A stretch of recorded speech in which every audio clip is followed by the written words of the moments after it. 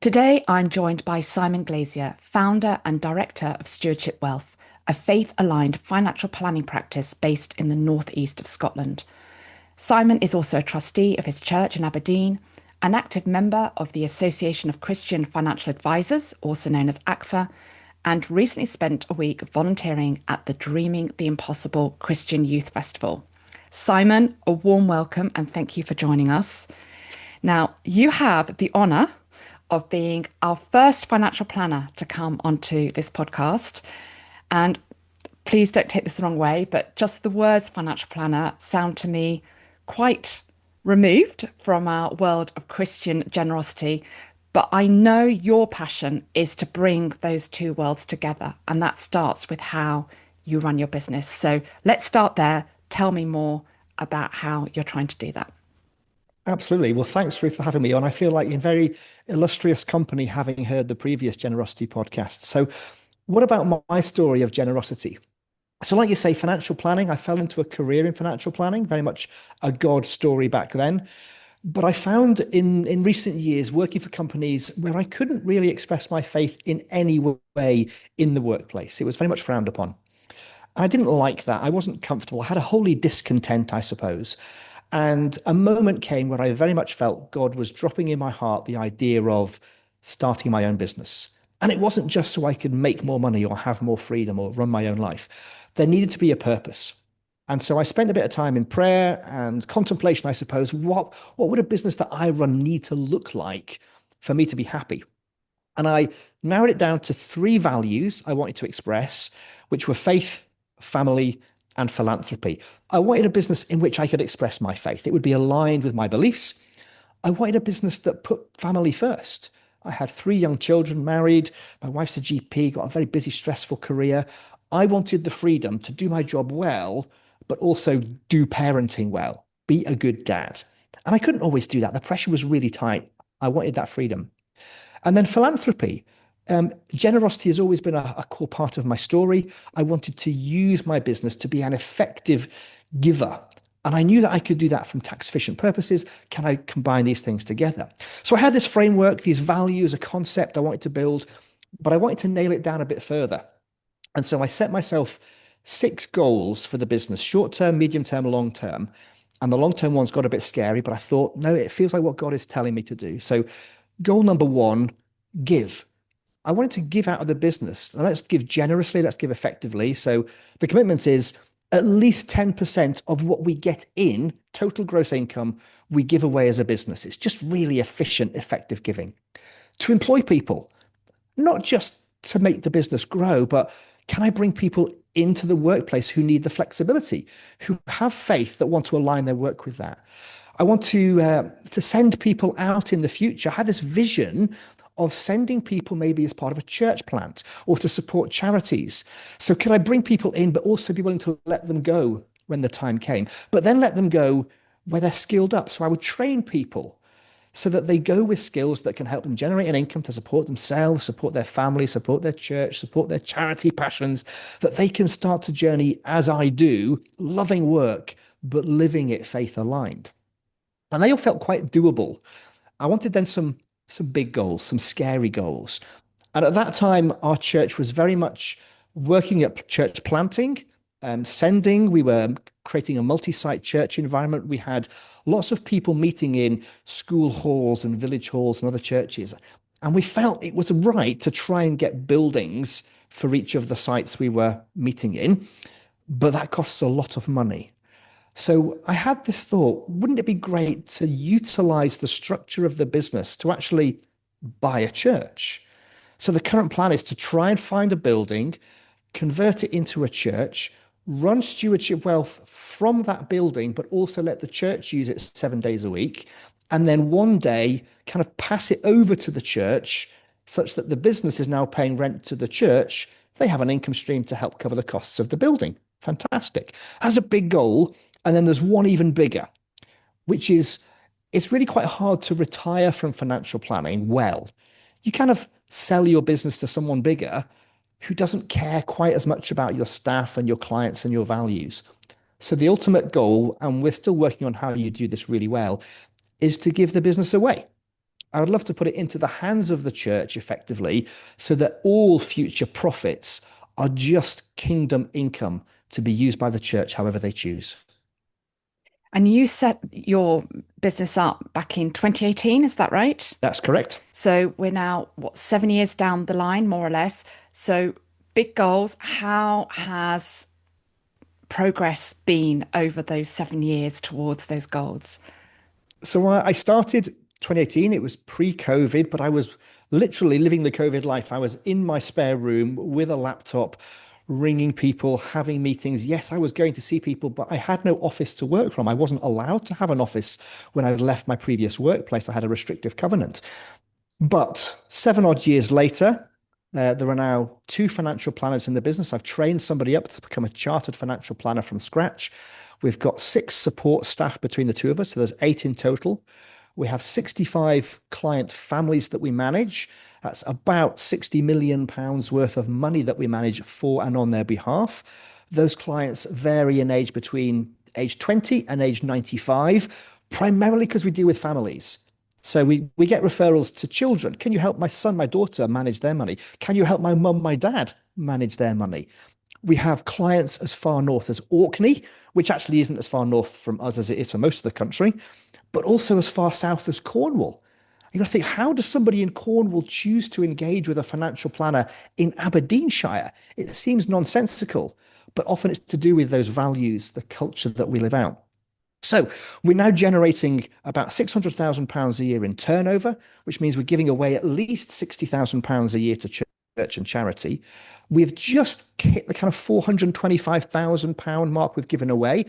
And that's just holding ourselves accountable to that giving challenge. We tell people we're going to give, and then we tell them that we have. We're trying not to be proud about it, but to encourage and exhort them that you can work this way. And I kind of have in my head a goal to give 1 million, and we're on track for about 2030, 2032 to hit that number. But hey, we'll just keep going when we hit that number. That's such an encouraging story, Simon. I love the way that you laid out your God-driven goals. At the start, you were very clear. You obviously sought God's wisdom and discernment. And here we are 7 years down the line, and you've got all this progress to account for in God's kingdom. And I love as well the way that you're quite intentionally being bold about sharing that as well. Like you're not worrying about it mislanding as pride, or which it isn't, by the way, but potentially you could be. Absolutely. You're wanting to share the vision to encourage others as well to try to follow in your footsteps, because it's not easy. You've been honest about that as well. So thank you for sharing all of that. That's given us a big picture context for the world in which you're in. I'd like now to zoom into some of the everyday conversations that you must be having with clients about giving. From your work, what would you say are the most common misconceptions or concerns that people have about their giving? And how do you set about helping them to factor generosity well into their financial planning?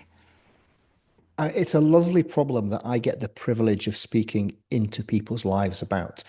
Now, my clients, the business that we operate, it tends to attract people who you think should be generous.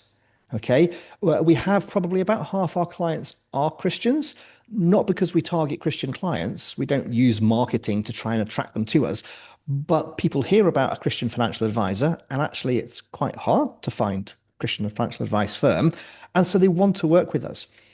And yet it's quite sad at times that I can meet very wealthy people.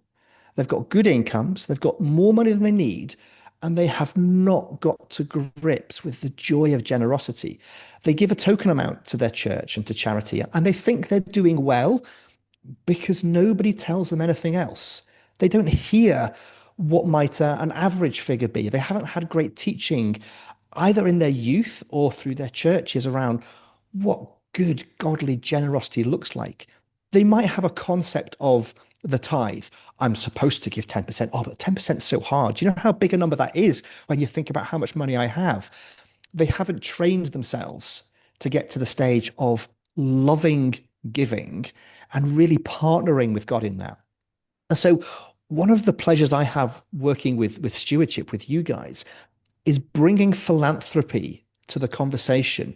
I generally work with wealthy people. They're people who have problems with their tax. They pay a lot of tax. They'll probably pay a lot more tax when they die.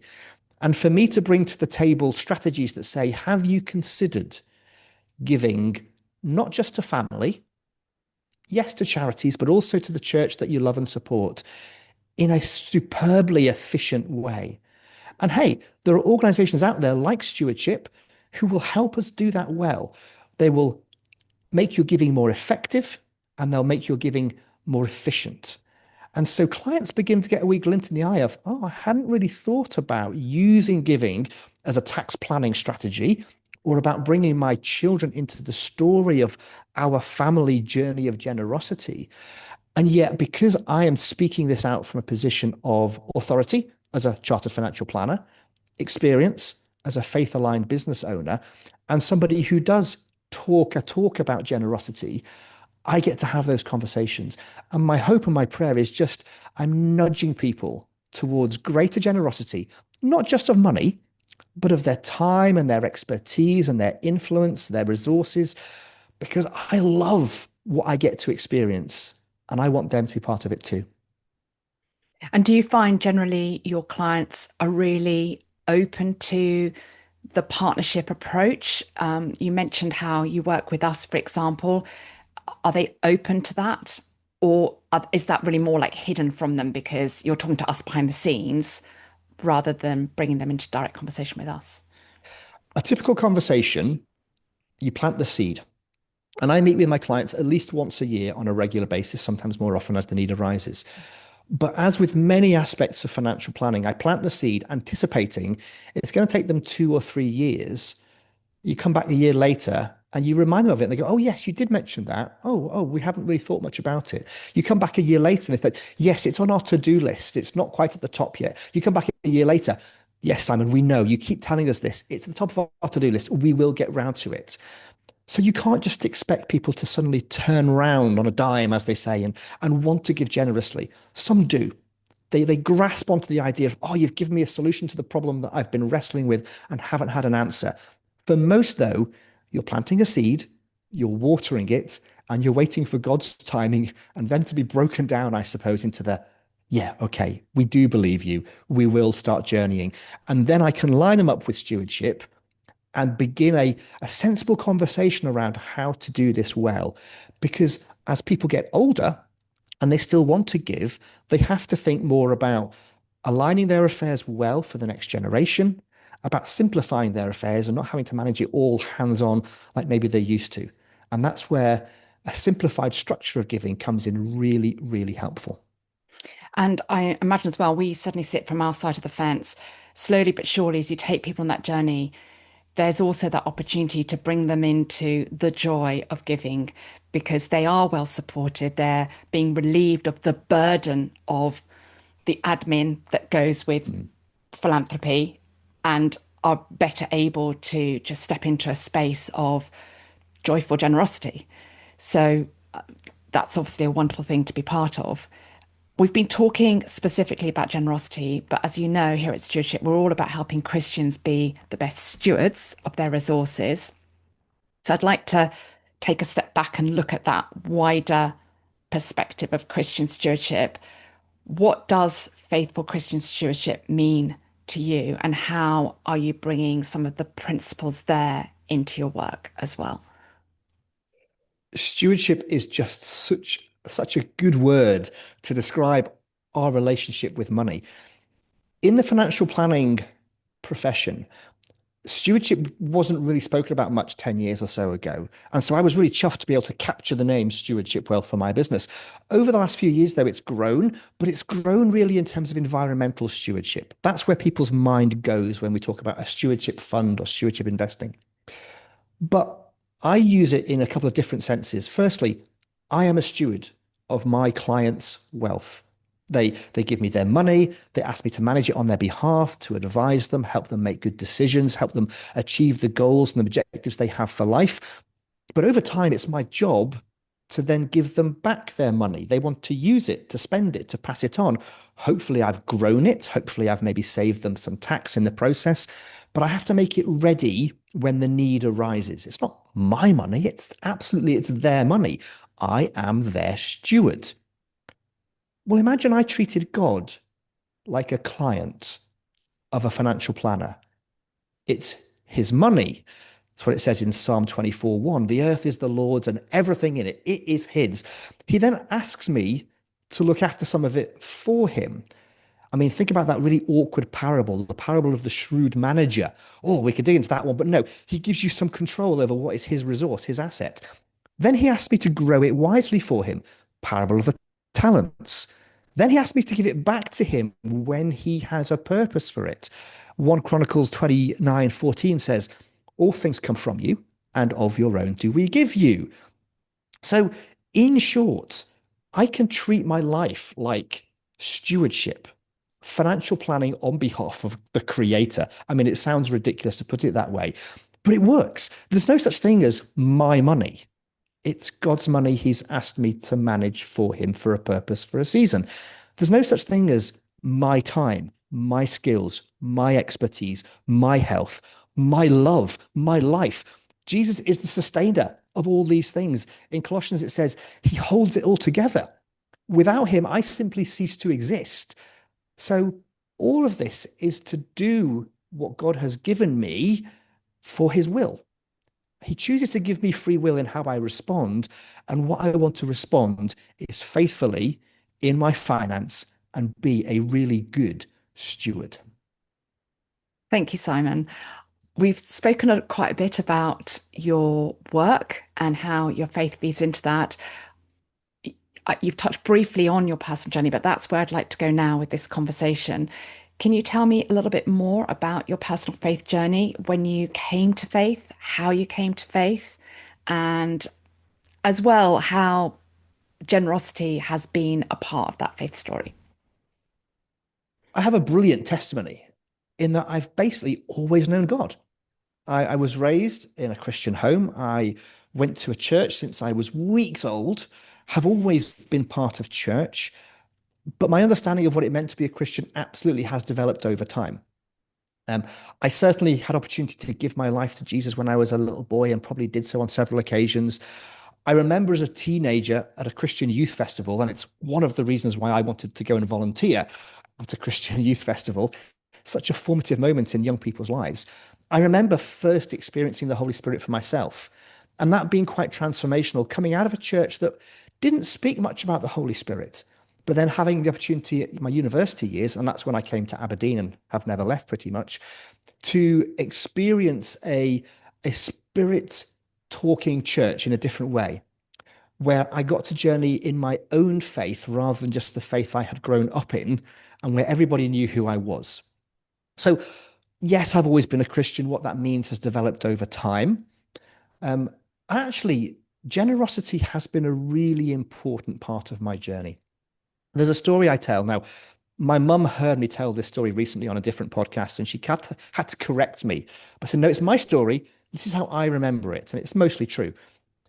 And it was a story of a blue Peugeot 205 car. And our family was given a car. Now, we needed a car. My mum and dad had divorced when I was about 7 or 8. My mum was a single parent with 2 kids at home, trying to struggle paying the mortgage, had a job, but needed a car to get to the job and didn't have a car. And someone gave us a car. And I seem to remember, and this thought has processed and sat with me for years and now decades.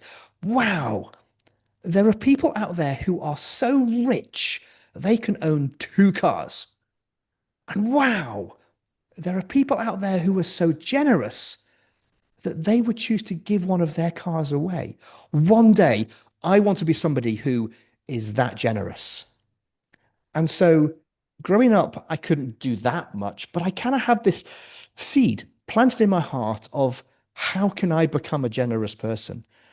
And again, generosity for me. I had a car as a student. It came to me through fantastically generous circumstances. I promised to God, going to use this car in your service. If people need a lift, I'm going to offer the lift. And it gave me a mindset of it's not my car, it's God's car. I'm just the driver. Actually, you could argue that that was the car that helped me meet, to a greater degree, the lady who became my wife. I was driving my friend to and from his girlfriend's quite often because he had no car, but his girlfriend's flatmate was somebody who I quite liked. And over a number of conversations, while I had to sit and wait for them to say goodbye and come home, I kind of managed to coerce her and convince her that I was quite a nice chap. And we ended up getting married. And I then had to talk to her about I have this passion never to sell a car. I'd love to own a car, run it for a few years, and then give it to somebody who needs it because probably we could manage our financial affairs that we could buy another one and repeat that process. And so I was able to bring her into the joy and journey of generosity. And then you have these little markers in life of, oh, God gave me the means to do that for that person and that for that person. And it's not building a tally sheet of, look at me, God, how good am I? But just ongoing gratefulness. God, you keep trusting me with these resources. I'm going to keep trying to do with them what you want, which I think is giving quite a lot of it away. And for as long as I keep doing that and you keep giving me stuff, I'll keep doing it. And he hasn't stopped yet. So I think I'm on the right track. Love those stories. And would you agree, Simon, that in a way, it's almost like training your generosity muscles? Because it sounds so wonderful and inspiring. And I can imagine people listening who perhaps haven't yet had that opportunity to give in that way, thinking, wow, gosh, I've never really thought about this before. I'm really inspired. And then coming to that moment and finding in practice is actually quite hard to do. Like, okay, maybe the car's a few years old, let's take your example, but just to give a car away. So did you find it hard at the beginning? Would you say that analogy of like training it like a muscle is helpful? And I guess, what would your encouragement be to someone who is listening, wanting to take that step, but needs a little bit of help over the line? So the question you asked earlier actually comes back into play. What are the common misconceptions people have about generosity? And one of those misconceptions is when I've got enough money, I'll be able to give some away. And Mm. the problem is, and I experienced this with those who have plenty of money, far too much money, we manage to make our expenditure always meet our income, if not exceed it. It's more common to find wealthy people in debt rather than those who have created and curated their wealth. So to train the generosity muscle means A, starting small. You don't just jump in and say, I'm going to give away £1 million, off we go, because you'll fail really quickly. But you can give a little bit regularly to causes that you love, to causes that you're already involved in. You could get to see the outworking of your generosity. It's not giving to a random unknown third party where you never get the feedback, you never see the benefit. It's great to give money to a person or a church or a charity and then see what they do and go, I was part of that. Okay, a very small part, but still a part. And then if you have the opportunity, and clearly for many listeners, they will have missed this, you start when you're really young. You start with your first pay slip. You start thinking, no, I think God does want me to do this. I'm going to give a bit before I've got into the habit of spending it on myself. It isn't that God asks us, in my personal opinion, to give 10% of our money away. I don't strictly believe the tithe is just that 10%, nothing else. I believe in generous, joyful, extravagant, sacrificial giving. But God lets us keep to use for our own purposes and our own pleasure a whole stack of his money. It's brilliant of him. And with the very slight danger of edging towards prosperity gospel. So hear me in this. I think God has an attitude of, if I can trust you with a little, I'll be able to trust you with a lot. And we see that in the parables as well. Well done, good and faithful servant. Here's some towns to manage, Wow, that's a lot. He trains us, he tests us, and then he gives us more opportunity. And I think that's the journey of my life. To start off with a little bit, not become habitually used to spending all of my income, and then give a bit more, and then give a bit more. And as your income grows, don't just give more because you have more. Can you maybe increase the percentage that you give? 10's a good starting point, but could you make it 11%? What about 12%? Can you hit 20? What about, hey, do you give gross or give net? I don't think the Bible explains that very well. Talk to people about it. Bring them into the journey. How do you do this? What's your thought? Maybe don't talk numbers because people get uncomfortable, but make it a conversation that you get into the habit of, hey, maybe we could gather together and give to a cause. You're encouraging others and they're encouraging you.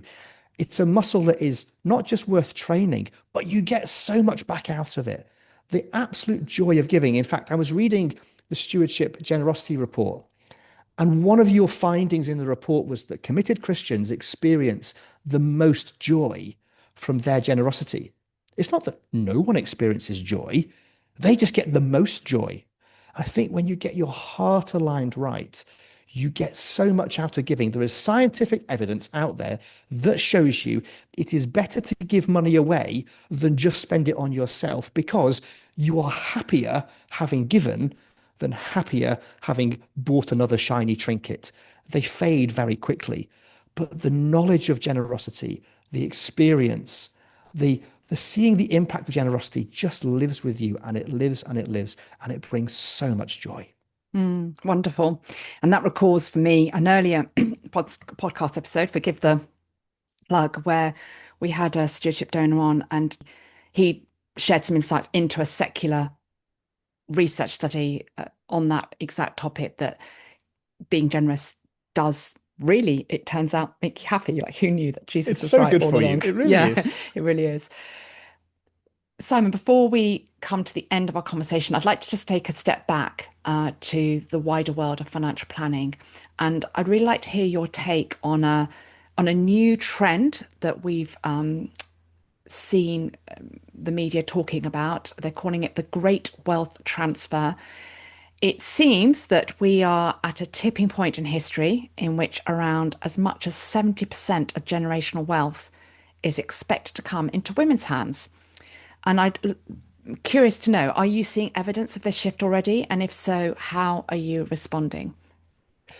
Very much seeing that happening in a practical outworking with clients of mine. In fact, it was just yesterday I was given some stats from a University of Manchester study, and they were looking at couples and family wealth and how it was distributed. Their aim was to work out how evenly was money distributed between a husband and a wife, for example.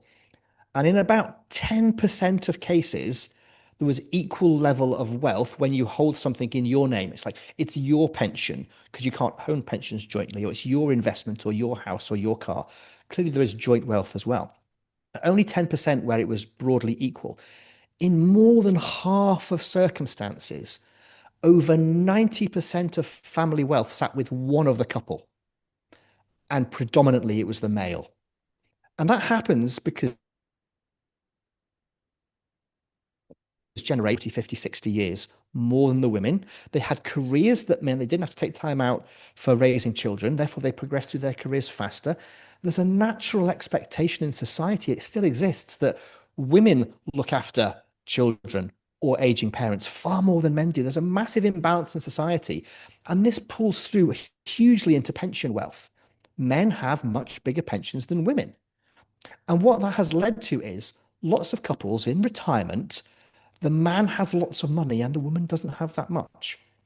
But then you see women generally live longer than men. You might even find that sometimes there are older men and younger women in couples. I'm being quite stereotypical, but it's also my experience. And so the husband passes away. It's tax efficient to leave his pension and his wealth to his wife, so she gets it. But she doesn't have as much skill and experience and confidence, although to be honest, often means that men are more reckless when it comes to managing money, in managing that level of wealth. And they need advice, they don't have it. And it kind of pools. They don't spend it, they don't give it away. It just sits there and grows. So I'm seeing in my client bank more and more single, widowed women sitting on large pots of money they don't know what to do with. And they're not yet ready to pass it down to their children because they don't have the confidence that it's enough for them to support themselves forever, which means the generational wealth isn't lasting until later when it gets passed down. You might inherit in your 50s or 60s or even 70s, by which point the problem just repeats and exacerbates itself. Longer lived women who are not as confident using it it's a problem I'm always trying to talk to my clients about. Can we at least rebalance some of the wealth in the family? There are good practical safety and tax reasons for doing that. It's not about fixing the problem of society, which has been in place for the last 50, 60 years and will continue for a long time yet. But we can each play a small part in equipping ourselves to be good stewards of the resources that end up in our hands. And sometimes that does mean taking advice. The problem being financial advice can be really expensive and actually really scary for most people. So, what can Mm. I do in my role to help get out some information and knowledge so that I can help Christians with wealth manage it wisely, just like you at Stewardship do? That's really interesting, and helpful insights because it's something that we're looking at too. In other words, how can we step up to support women who might find themselves in that situation? Well, we are nearly out of time, but I would be remiss if I didn't ask you before we close about your favorite Bible verse on generosity and why. You've referenced various parables and verses along the way. If you had to pick a favorite, which one would it be?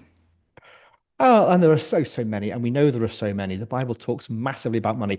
I've had to go for this one. We're going with Matthew 6:21. Where your treasure is, there your heart will be also. And what I love about this verse, I love it so much, I've started a podcast called Where Your Treasure Is to try and share some godly spiritual wisdom about money. But what I love about this verse is that it totally turns on its head our understanding of our relationship with money. The natural inclination is to think, I will spend my money on the things that I love. So my heart drives me. If I love sport, I will spend money on sport. If I love drama, the theatre, the cinema, I'll spend money on that. And it feels totally logical. And yet that is exactly the opposite of what Jesus says. He effectively is saying this: what you choose to spend your money on turns into what you will love. If you spend your money on houses or cars or holidays or fashion, then these things, they kind of grab hold of your heart, and you end up spending more of your time and your money and your effort and your life on these things. You run the risk that those things you yearn for can take the place of God in your life. But, and we spoke about this before, training generosity. If you can train yourself to hold money lightly, to use it as a tool in the service of God's kingdom, to give to your local church, to charity, to Christian ministry workers, give to the poor, then you're training your heart to follow your money. Where your treasure is, there your heart will be also. And your heart will be aligned with God's will and what he is doing. And there's the classic phrase, you can't take money with you when you die, but you can send it on ahead of you. And when we're generous, it's like we are storing up for ourselves treasures in heaven. And where our treasure is, there our heart will be. And my heart wants to be in heaven. So I'm sending my money ahead of me to try and pull me there when the time comes. Does that Mm. make sense? It makes perfect sense and it's super encouraging. And it sounds like our listeners should be checking out your podcast too. Where Your Treasure Is that what you said Where it's your treasure is, that's what it's called? called. Yeah. Perfect. Okay. So, Simon, thank you for your time today. Before we finally close, could you please share with us anything that we can be praying for you, uh, where you are with your journey of generosity at the moment? Yeah. I mean, it's lovely to you to ask. I really appreciate it. Right now on our journey, we're about to take a big step forward, we think, with that fifth vision of stewardship wealth. There's a building. We've been looking at it for the past 4 years. We've been trying to buy it. Just a couple of weeks ago, we had an offer verbally accepted. That's obviously it's very weak. But God's timing has been so good all the way. What I would love prayer for is patience. It's going to be a long journey still, perseverance to keep pushing on the door, and then God's provision for those people who make the decisions, the counselors who have to approve our buying it, turning it into a church, our change of use, and that stewardship wealth would be the resource it needs to be to fund the local church that way, and then just maybe grow in our own business generosity to support the church in all it's doing and doing so well in the future. That would be my prayer right now. Thank you. Big prayer for big vision and amen to Absolutely. that. We'll definitely include that in our show notes. So, Simon, we're out of time for today. Thank you again so much for your time and the great conversation. It's been really encouraging. Thanks to our listeners. We hope you enjoyed the show. Do check out the show notes for links to further information on some of the things we've chatted about. And if you haven't already, please do sign up to our podcast emails. Goodbye for now and goodbye, Simon. Thank you. Goodbye, Ruth. Thank you very much.